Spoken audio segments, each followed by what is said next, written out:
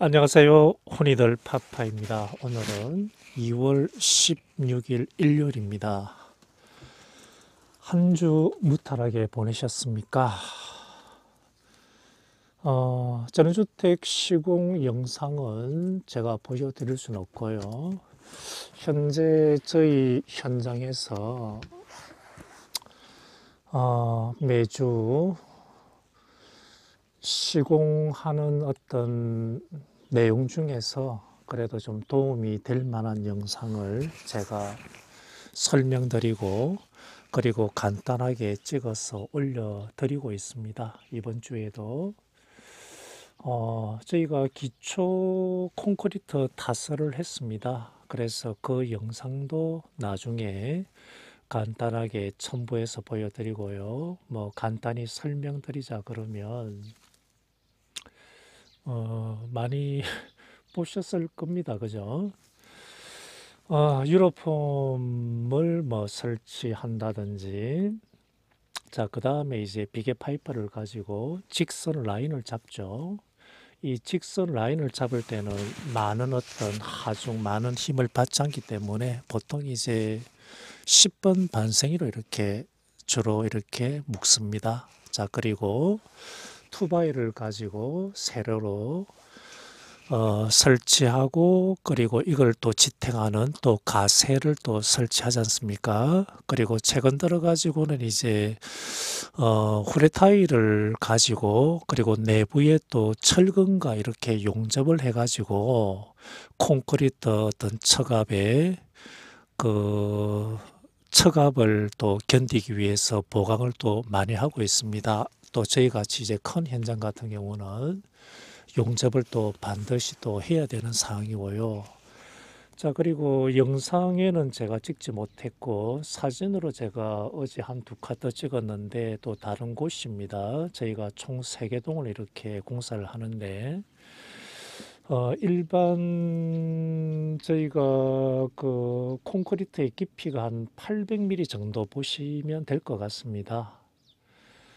그리고 이걸 좀 더 폼을 보완하기 위해 가지고 안쪽에다가 해머드릴을 가지고 구멍을 또 군데군데 이렇게 뚫습니다. 그러고 나서 철근을 절단해 가지고 철근을 받고 이 철근하고 그리고 거푸집을 이제 반생이로 또 이렇게 연결해 가지고 또 처갑에 이렇게 그 하나의 그 보완을 한다 이렇게 또 보시면 될 것 같습니다. 그거는 이제 제가 사진으로 그 한번 올려드리도록 하겠습니다. 일반 우리가 소규모 전원주택에서는 굳이 그까지 안 해도 괜찮지만은 그래도 현장에 따라서 좀 이렇게 불안한 곳은 내부에다가 구멍을 뚫고 그리고 이제 철근을 받고 나서 하단에 유로폼하고 그리고 철근을 반생으로 또 연결하는 것도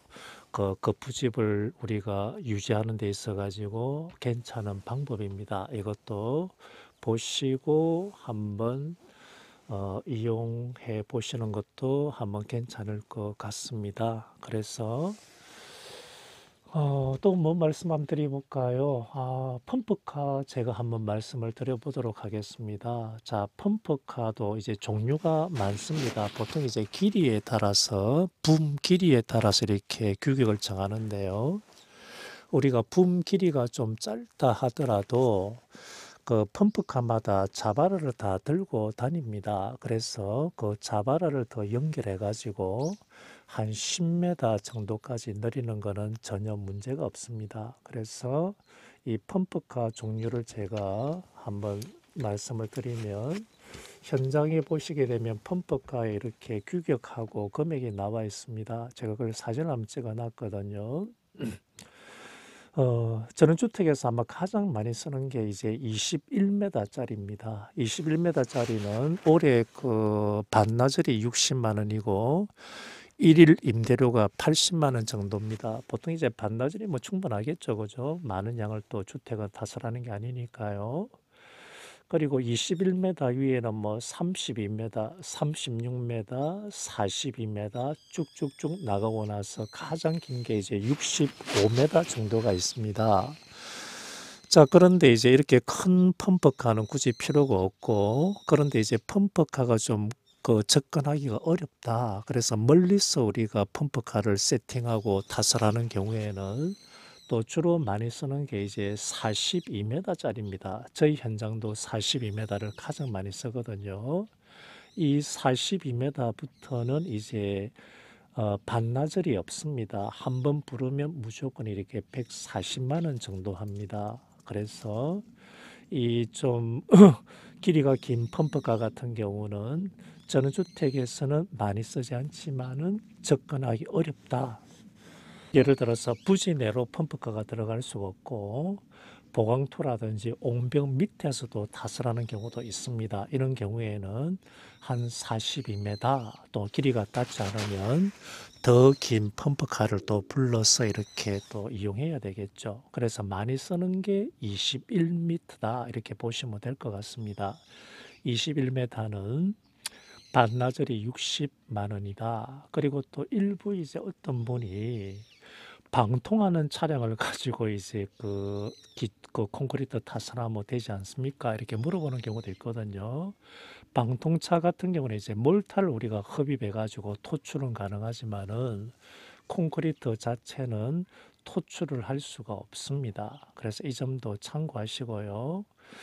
방통 같은 경우는 이제 한 사용료가 한 100만 원 정도 보시면 될 것 같습니다. 한 90에서 100만 원인데 이분들 같은 경우는 하루 일당을 이제 30만 원 정도로 주로 계산을 합니다. 그래서 세 분이 오셔가지고 한 90에서 100만 원 이 안에는 이제 방통차 사용료가 다 포함되어 있습니다. 그래서 이 점도 나중에 방통할 때 참고하시고요. 방통 같은 경우는 이제 보통 전국 어디에서나 다 갑니다. 그래서 가까운 데 불러셔도 되고 좀 먼 데 불러도 상관이 없을 것 같습니다. 그래서 참고삼 하나만 더 말씀드리면 저희 현장 같은 경우는 이제 바닥 자체가 바로 마감입니다. 그 위에다가 나중에는 에폭시로 도장하고 이제 끝내는 곳입니다. 지금 하는 곳은 이제 주차장동인데 우리가 보통 햇볕을 받는 곳은 에폭시가 아니고 우레탄 이제 도장을 해야 됩니다. 그래서 햇빛을 받는 옥상 같은 경우는 우레탄 도장을 하고 햇빛을 받지 않는 곳은 에폭시 이렇게 도장을 해가지고 마감을 하는 곳입니다. 그래서 저희가 타설하고 미장하고 나서 이제 기본적으로 이제 기계 미장을 다 돌렸고 그리고 이게 나중에 충분히 건조되고 시간이 지나고 나서는 바로 도장하는 게 아니고요. 그 위에다가 이제 연삭기 가지고 이제 명가리를 합니다. 위에 얇게 덮은 콘크리트를 갈아낸다는 거죠. 그 명가리를 하고 나서 깨끗하게 청소하고 이제 도장을 하는데 그건 이제 거의 마감 쪽에 이제 가깝기 때문에 그건 아직까지 한창 남았습니다. 그리고 전원주택에서는 굳이 에폭시 도장을 하는 경우가 없기 때문에 그냥 참고 삼아 한번 들어주셨으면 합니다. 자, 그래서 나머지는 이제 한번 영상 보시고 혹시 이제 주택에서 타설하고 미장하는데 한 몇 명 정도 부르면 될 것인가? 사람을 많이 부르면 부를수록 작업하는 사람은 훨씬 수월하죠. 자기들 일당도 더 받아가고요. 근데 30평 정도 된다 그러면 한 두 분 정도 부르면 충분합니다. 아마 일당이 한 25만 원에서 한 30만 원 전후 정도 부르지 않을까 싶습니다. 저희처럼 일이 많을 때는 한 35만 원까지 주기도 하는데 30만 원 정도 해가지고 일반 전원주택에서는 많이도 필요 없고 2명 정도만 부르면 된다. 그러면 그분들이 기본적인 도구는 다 들고 옵니다. 그리고 굳이 이제 기계 미장까지는 필요가 없다. 저는 이렇게 말씀을 좀 드리고 싶습니다. 자, 그러고 나서 이제 한 해체 같은 경우는 한 이틀 지나고 나서 해체도 충분합니다. 자, 그 점도 한번 참고하시고 자, 그러면 오늘 이까지 제가 말씀을 드리고요. 자, 나머지는 영상으로 이제 대체하도록 하겠습니다. 자, 그러면 날이 조금은 풀린 것 같습니다. 이렇게 앉아 있어도 그렇게 많이 춥지는 않고요. 한 주 건강하게 보내십시오. 자, 민터도 보고, 자, 이쪽으로 한번 보고 나서 인사하세요. 자, 한 주 잘 보내세요. 이렇게 하십시오. 자, 줄이도록 하겠습니다. 감사합니다.